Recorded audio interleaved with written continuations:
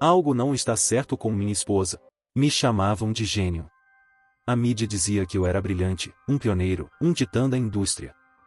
Eu enfeitava as capas de revistas com manchetes que gritavam: "Em si ou visionário disputa o mundo da tecnologia", ou "A mente de um gênio moderno". As câmeras me adoravam, e o mundo bebia a cada palavra polida que eu proferia em entrevistas. Minha vida era a prova de balas, meu império, vasto. Era fácil esconder. Terno sob medida à perfeição, sorrisos afiados para encantar salas de diretoria e plateias do TED Talk. Uma mão firme quando eu segurava um microfone. Mas algo sobre os aplausos sempre soava oco em meus ouvidos, como se o som viesse de algum lugar distante. A primeira rachadura na fachada apareceu com Vivian, minha esposa. Por 10 anos, ela havia sido a constante em meio ao caos. Vivi era calma em cada furacão e seu riso, um bálsamo, seu olhar firme, mesmo quando eu caía em meus humores mais sombrios. Nos conhecemos na faculdade, um café derramado se transformou em amor. Ela não se casou comigo por sucesso ou riqueza. Ela me amava, a versão de mim mesmo que eu nem reconhecia mais. Ou pelo menos, ela tinha me amado. Notei isso em uma terça-feira, um dia tão insignificante que deveria ter evaporado da minha memória como fumaça. Ela estava cortando limões na cozinha, a faca se movendo ritmicamente. Entrei, ainda segurando minha maleta, e congelei. Suas mãos não estavam certas. Vivian tinha mãos delicadas, mãos que se curvavam quando ela as apoiava na bochecha, mãos que escreviam cartas em uma letra suave e inclinada.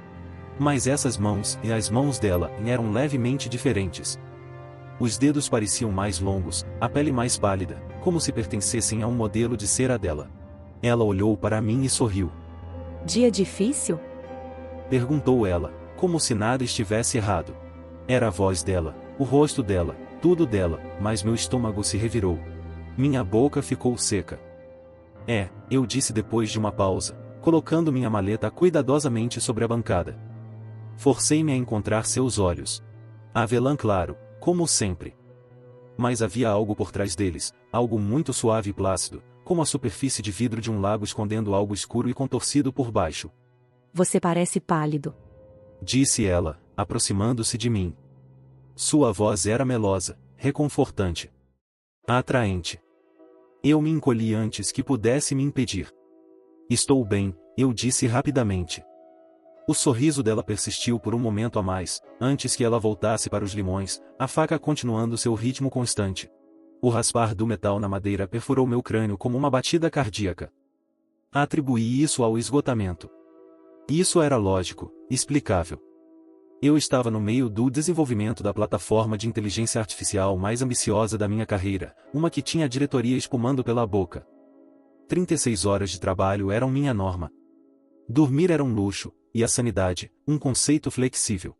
Mas depois daquela noite, eu não conseguia parar de ver a estranheza. O riso dela vinha um tempo atrasado demais, muito ensaiado. Quando ela prendia seu longo cabelo escuro atrás da orelha, era perfeito demais, como se ela tivesse ensaiado na frente do espelho. A maneira como ela dobrava a roupa, arrumada, mecânica, e não era como Vivian costumava fazer. Era sutil, enlouquecedor em sua pequenez, mas estava lá. Os espelhos foram os próximos. Eu sempre fui indiferente a espelhos, os via como ferramentas, reflexos de fatos. Mas agora, quando eu olhava para um, a verdade se curvava e se torcia. Uma noite, eu estava em meu escritório, andando de um lado para o outro na frente da janela alta que dava para a cidade. Eu peguei meu reflexo no vidro e congelei. Meu reflexo não estava se movendo. Ele ficou lá, parado como uma fotografia, olhando para mim. Sua boca começou a se curvar em um sorriso. Minha boca. Só que ela se esticou demais, muito ampla, como se alguém estivesse puxando-a pelos cantos. Me virei, minha respiração presa, e quando olhei para trás, estava normal novamente.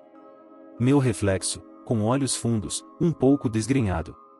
Foi aí que parei de confiar no mundo ao meu redor. Comecei a estudar Vivian silenciosamente, meticulosamente. Fiz perguntas que apenas ela saberia as respostas, mas elas eram muito simples, muito óbvias. Ela passou em todas, mas muito bem. "Lembra de Florença?", eu disse casualmente durante o jantar uma noite. "Você chorou quando vimos o Duomo." Ela sorriu carinhosamente. "Chorei." "Mas sobre o que nós brigamos?" O mais leve tremor de hesitação cruzou seu rosto antes que ela o alisasse. Nós não brigamos, Jacob. Foi perfeito. Mas nós tínhamos brigado. Eu tinha esquecido o aniversário dela durante aquela viagem, muito ocupado atendendo ligações de investidores. Ela foi para um café por horas enquanto eu entrava em pânico, pensando que a tinha perdido. Essa memória estava gravada em meu cérebro, tão afiada quanto uma lâmina. Eu a olhei do outro lado da mesa, minhas mãos tremendo sob a madeira. Ela apenas sorriu, aquele sorriso plácido, artificial, e tomou seu vinho. Encontrei as fotos uma semana depois. Eu tinha chegado em casa cedo e muito cedo, e a casa estava silenciosa. Entrei em seu escritório para pegar algo e notei que a gaveta de baixo estava levemente entreaberta. Dentro havia uma pasta. Era grossa, pesada. Eu a abri e congelei. Fotografias. Centenas delas. Todas de mim. Eu no trabalho, falando com minha assistente. Eu andando de um lado para o outro no meu escritório. Eu dormindo, minha boca levemente aberta no travesseiro. Eu escovando os dentes no espelho do banheiro. Elas foram tiradas em ângulos estranhos, através de janelas, rachaduras em portas. No fundo da pilha havia uma lista de nomes. Meu nome estava no topo, circulado em vermelho. Eu ouvi a porta da frente ranger, e eu empurrei a pasta de volta para a gaveta. Meu pulso martelava enquanto eu cambaleei de volta para a cozinha, forçando um sorriso. Jacob. Ela chamou. Você chegou cedo.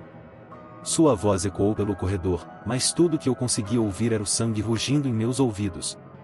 Naquela noite, eu não consegui dormir. Eu fiquei deitado ao lado dela, olhando para o teto, sentindo sua presença ao meu lado como uma nuvem de tempestade. Por volta das 3 da manhã, ela se moveu. Lentamente, deliberadamente. Eu observei sua silhueta se levantar e ficar ao pé da cama. Jacob. Disse ela suavemente. Por que você não dorme mais? Minha garganta estava seca, minhas mãos úmidas. Você não é real. Sua cabeça se inclinou. Mesmo no escuro, eu podia ver a sombra de um sorriso se esticar em seu rosto. Você está tão cansado, amor, que está vendo coisas. Eu me levantei de repente, minha mão agarrando a faca que eu guardava debaixo do travesseiro. O que você é? Eu sibilei. Eu sou sua esposa. Disse ela. Eu sempre fui. Eu me lancei, a faca brilhando no escuro. O grito dela perfurou o quarto, tão cru, tão real, que me parou no meio do movimento. Minha mão tremeu enquanto a luz acendia. Sangue manchava meus dedos, e Vivian estava caída no tapete, seus olhos arregalados, seus lábios tremendo. Eu vi então no espelho do outro lado do quarto. No reflexo, não havia faca. Não havia sangue. Era apenas eu, ajoelhado no chão, embalando seu corpo como uma boneca de criança, balançando para frente e para trás, sussurrando seu nome.